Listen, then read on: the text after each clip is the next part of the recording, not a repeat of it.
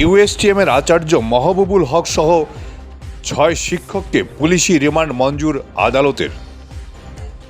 পরীক্ষায় জালিয়াতির অভিযোগে ইউএসটিএমের আচার্য মাহবুবুল হক সহ কারাবন্দী 6 শিক্ষককে পুলিশি রিমান্ড মঞ্জুর করল শ্রীভূমি আদালত। গত পরশু রাতে জেলবন্দি 6 জনকে পুলিশ রিমান্ডে পাঠানোর নির্দেশ দিয়েছে আদালত। শ্রীভূমি জেলা আদালতে অতিরিক্ত মুখ্য বিচারপতি অভিযুক্তদের 4 দিনের জন্য পুলিশি রিমান্ড পাঠিয়েছেন। গত 21 ফেব্রুয়ারি গভীর রাতে গুয়াহাটির ঘোড়ামারায় বাসভবন থেকে মাহবুবুল হককে আটক করেছিল পুলিশ। একই মামলায় পাথারকান্দি সেন্ট্রাল পাবলিক স্কুলের অধ্যক্ষ সহ 5 জনকেও আটক করে পুলিশ। পরে আদালতের নির্দেশে তাদের জেল হাজতে পাঠিয়ে দেওয়া হয়।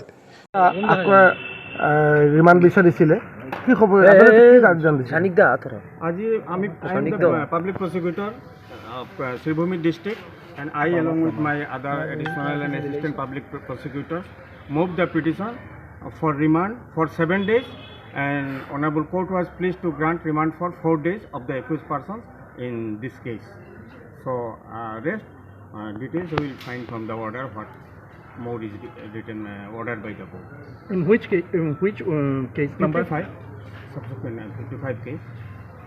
হেতু যেটো আমার চক্র বিশ্বাসের যেটো কেস করছিল হেতু নাকি? হ্যাঁ এটো কেস more details তোমার কাছে আছে? তো more details is with my assistant public prosecutor, he can give better.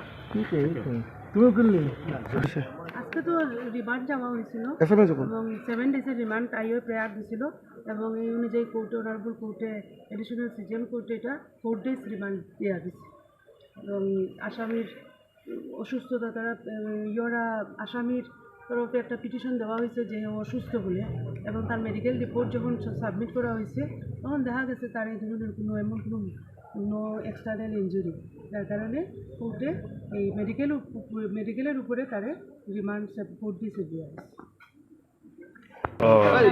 Bureau report Barak vision.